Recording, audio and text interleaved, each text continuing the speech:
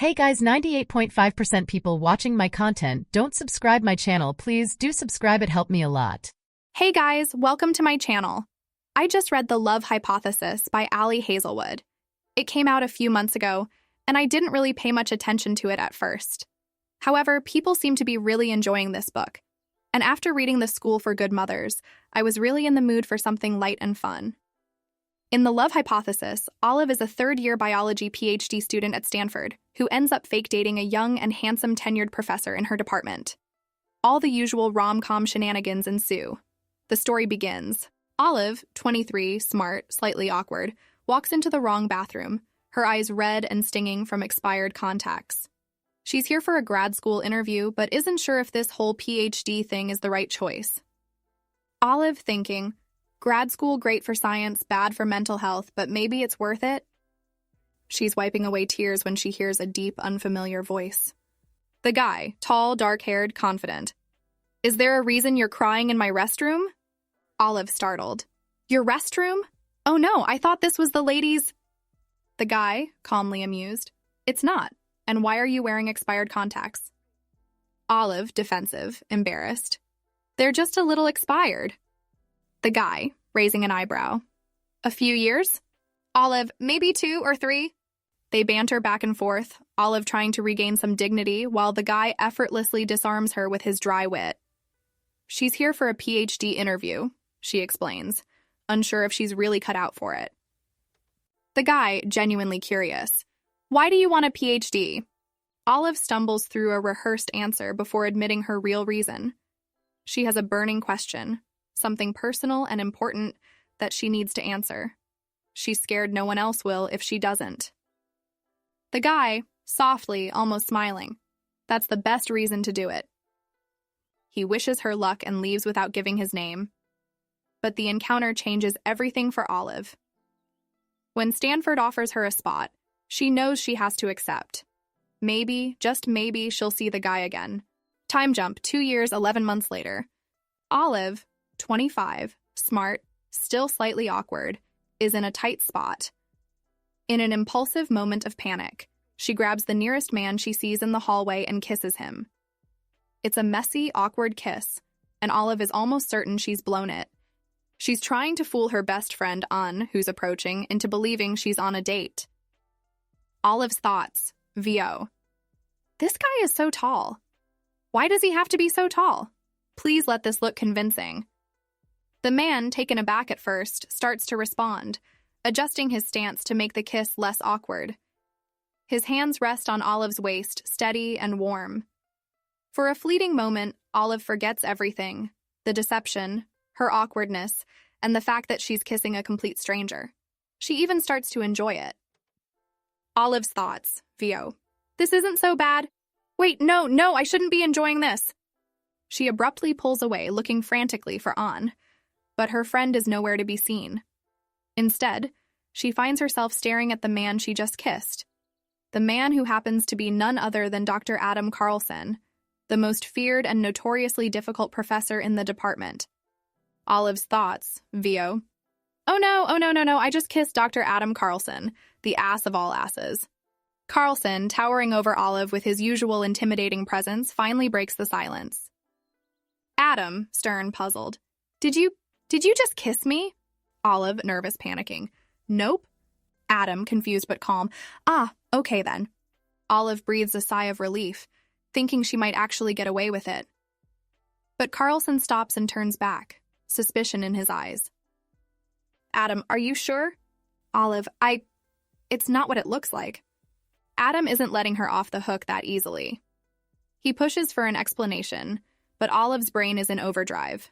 She tries to explain her situation, how she lied to An about being on a date so An would feel free to date a guy they both liked, without hurting Olive's feelings.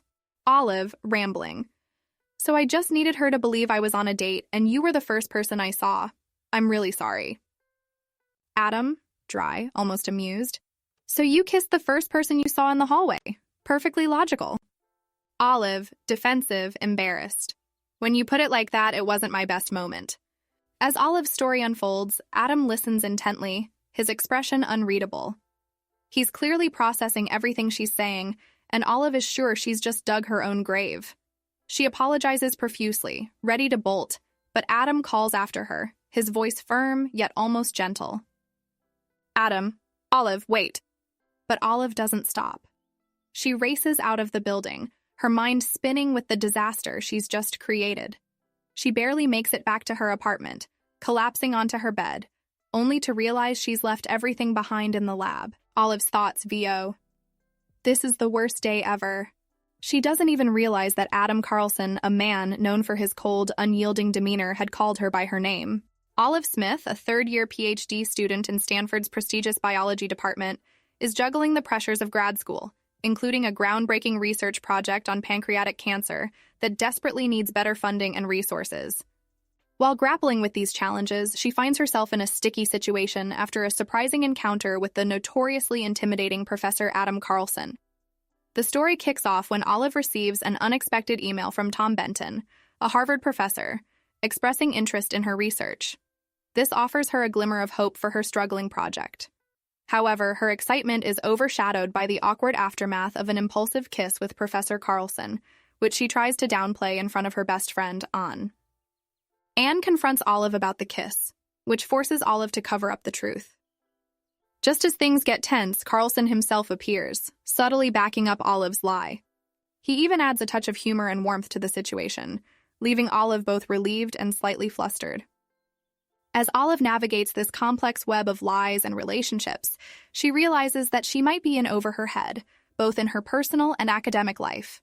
Olive is caught in a whirlwind of misunderstandings and gossip after her staged kiss with Dr. Adam Carlsen, a notoriously intimidating professor at Stanford. Olive's best friend Anne is baffled by the idea of her dating Carlsen, but Olive reassures her it's just a fling.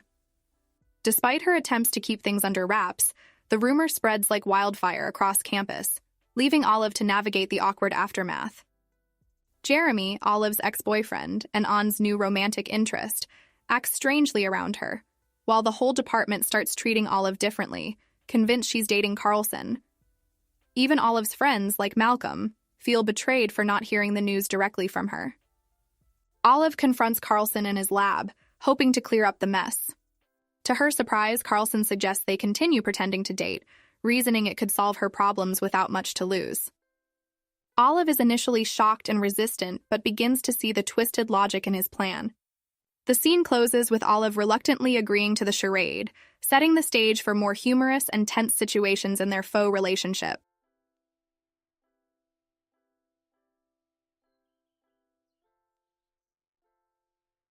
Olive found herself standing in front of Adam's office 3 days later, feeling a mixture of anxiety and determination. She had never been to his office before but found it easily due to the terrified-looking student rushing out. Adam's office stood out as the only one without any personal decorations, just a plain metal plaque reading, Adam J. Carlsen, Ph.D. She couldn't help but think the J might stand for jackass. After a deep breath, she knocked and entered his office. Adam continued typing on his computer, not looking up immediately. My office hours were over 5 minutes ago, so... It's me, Olive interrupted, and that's when Adam stopped typing, turning to face her with a calm, steady expression. She asked about the student who had run out in tears, to which Adam casually replied that he had just given her feedback. Olive silently thanked the universe that he wasn't her advisor, noting the stark contrast between his spacious, light-filled office and her own cramped, windowless workspace. Adam told Olive he had spoken with the dean about their relationship and confirmed that there were no regulations against them dating since he wasn't her advisor. However, it meant they couldn't collaborate, and Adam would have to recuse himself from any awards committee decisions involving her. Olive agreed it was fair and even joked that she wouldn't ask him to be on her thesis committee to avoid the potential stress. When Adam asked if she had made a decision, Olive confirmed that she wanted to go through with the fake dating arrangement. She had thought about the benefits, especially how it seemed to be making her life in academia slightly easier. But she wanted to lay down some ground rules first, which led to an interesting conversation where they established boundaries, no off-campus interactions, no sex, and no real dating for her. As they negotiated, Olive realized she knew very little about Adam's personal life, including the fact that his family probably celebrated Hanukkah, not Christmas. When Olive brought up the topic of sex, Adam was visibly surprised and perhaps a little embarrassed, quickly agreeing that it would not be part of their arrangement. They also agreed on a deadline, September 29th, the day after Adam's final budget review. After that, their fake relationship would end, and they would part ways amicably. To make their arrangement believable, they decided to meet for coffee once a week on campus where they could be seen together. As Olive left Adam's office, she reflected on the surreal situation. It was happening, and she couldn't quite believe it. Their first fake dating Wednesday was scheduled, and although she couldn't help but feel a sense of dread, she was committed to making it work for the sake of her friends and her academic life. Later, back at home, Olive tried to explain the situation to her best friend Malcolm, who was less than pleased to hear about her involvement with Adam. Malcolm, who had his own history of academic friction with Adam, refused to believe that Olive's relationship with him was fake. It took some effort, but Olive finally convinced Malcolm that there were no romantic or physical benefits to the arrangement. Malcolm's relief was palpable, though he remained skeptical, especially considering Adam's reputation. Despite his reservations, Olive hoped Malcolm would come around, understanding that this was just another way she was trying to survive the pressures of graduate school.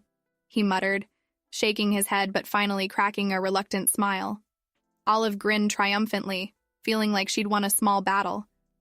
See, not so bad when you loosen up a little. Adam didn't respond immediately, still deep in thought. She could tell that the issue with his research funds was bothering him more than he let on. For someone so meticulous and driven, it must have felt like everything was just outside his control. Olive understood that frustration more than she liked to admit.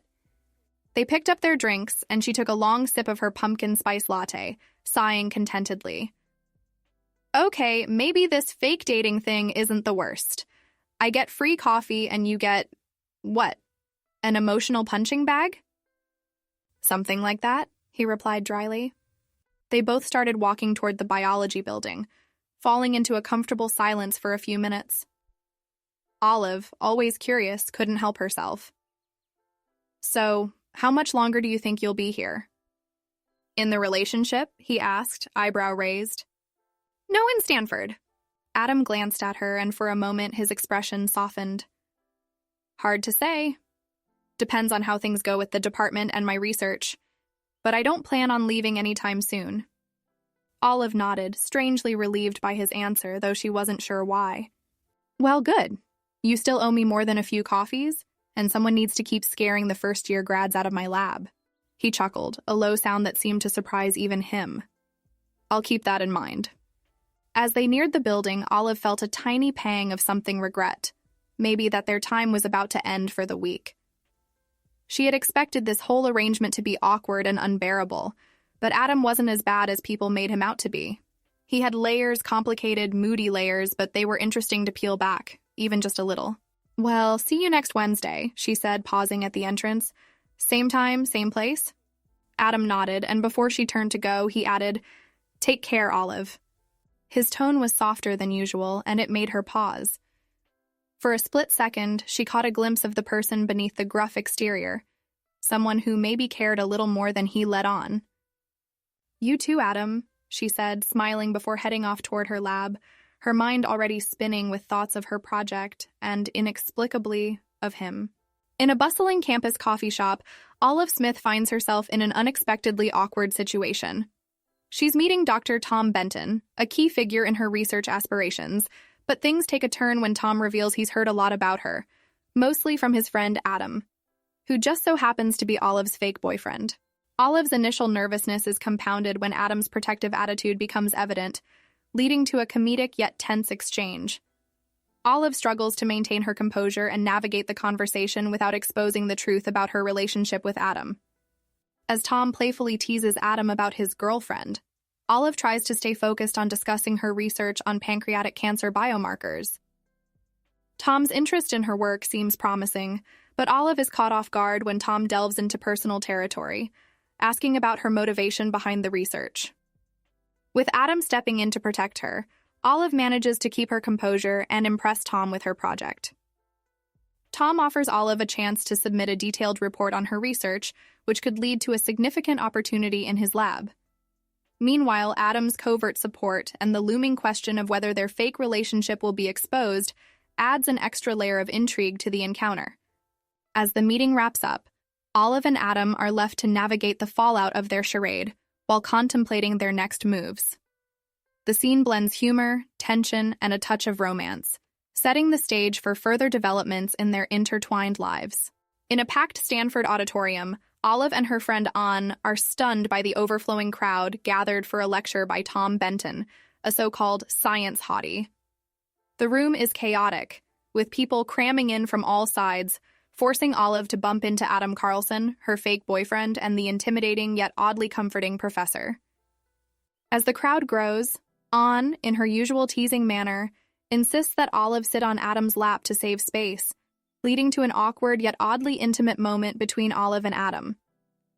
Despite Olive's embarrassment, Adam is surprisingly calm, even reassuring, as Olive awkwardly settles onto his lap. As the lecture drones on, Olive finds herself unexpectedly comfortable, leaning into Adam's warmth and even joking with him, showing a growing ease between them. After the lecture, the pair part ways, but Olive's day takes another surprising turn when she witnesses Adam single-handedly push a stalled truck out of a parking lot, showcasing his unexpected strength.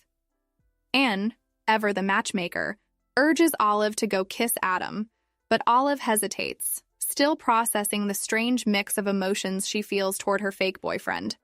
After witnessing Adam Carlsen's impressive feat of single-handedly moving a truck uphill, Olive finds herself in an awkward situation. Anne, ever the instigator, pushes her to give Adam a kiss as a reward, even though Olive is already flustered by the sight of Adam's sweat-soaked, yet somehow still appealing appearance. Reluctantly, Olive approaches Adam, who, despite his post-truck push exhaustion, is calm and collected. As they awkwardly discuss whether to kiss or not, the tension between them is palpable. Olive, caught off guard by her own suggestion, clumsily initiates the kiss. What follows is a brief, almost hesitant kiss that leaves both of them slightly breathless and unsure of what just happened. As they part ways, Olive tries to brush off the kiss as insignificant, even though it lingers in her mind. Anne teases her about the moment, pointing out how into Olive Adam seems to be. Olive, trying to escape the teasing, retreats into her thoughts, realizing that despite everything, she's starting to grow more comfortable and possibly more attached to the enigmatic professor. The tension between Olive and Greg is palpable as they navigate the pressures of grad school, exacerbated by Adam's harsh feedback on Greg's dissertation proposal. Olive finds herself caught between her professional and fake personal relationship with Adam, feeling the weight of her lab mate's resentment.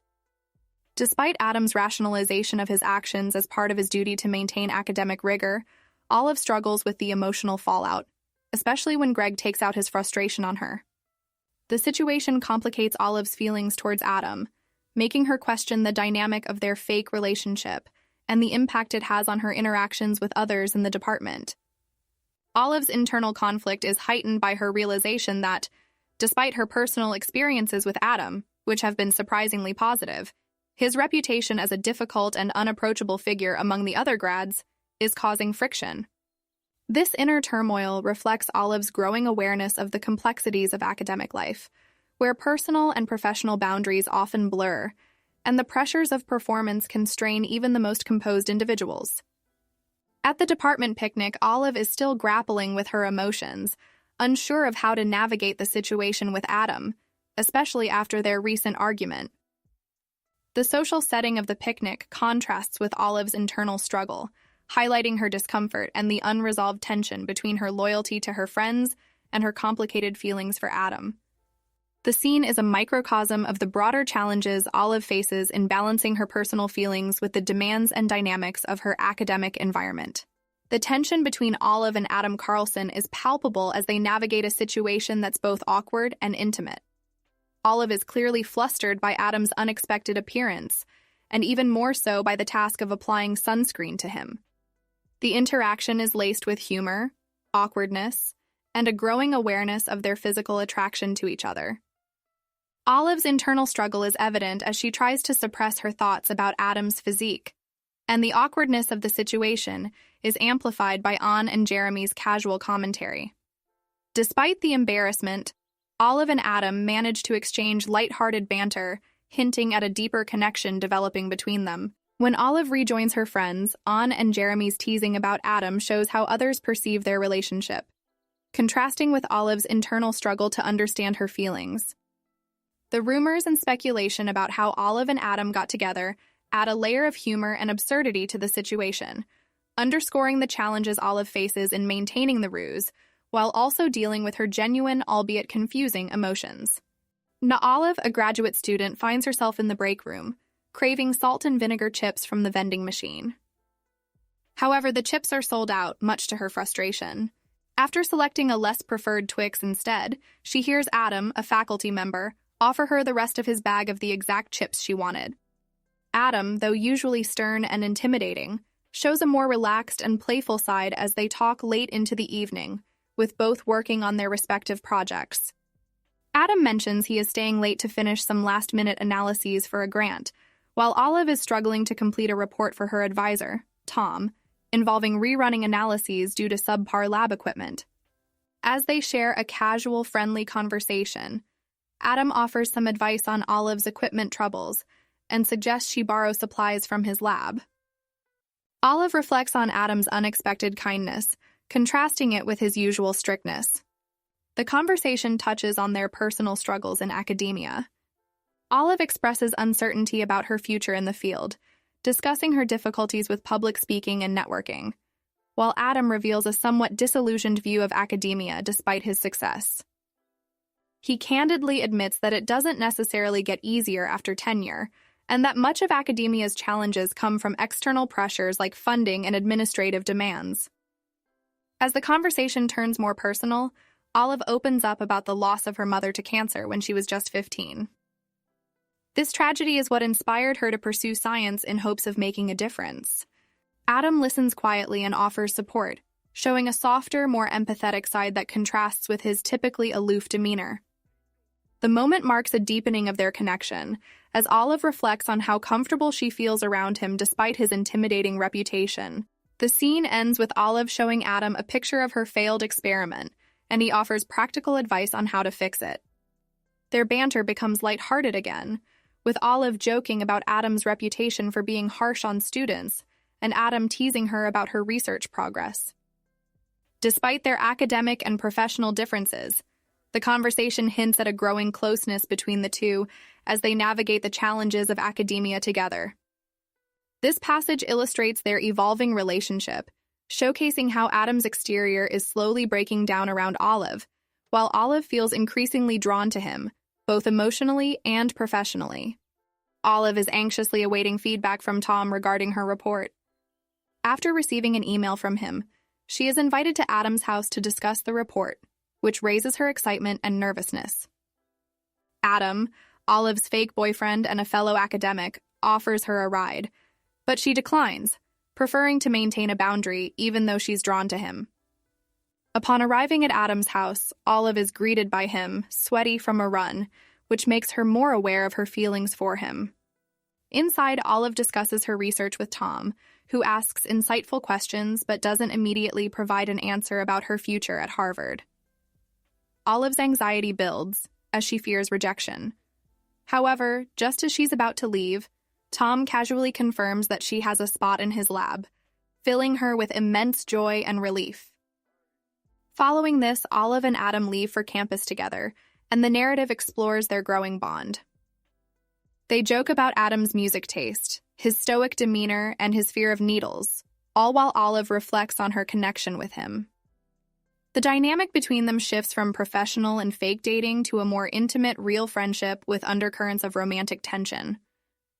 Adam, though resistant to getting a flu shot, allows Olive to persuade him, and their playful banter showcases the deepening trust and comfort between them. Olive's internal monologue reveals her growing affection for Adam, despite their initially transactional relationship, making it clear that her feelings have evolved into something more meaningful. The chapter captures the emotional complexity of navigating professional ambitions and personal feelings in the midst of academic pressure and life-changing decisions. Hey guys, thank you so much for watching my video. If you enjoyed it, don't forget to hit the like button and subscribe for more content. Let me know your thoughts in the comments, and I'll catch you in the next one. Have a great day.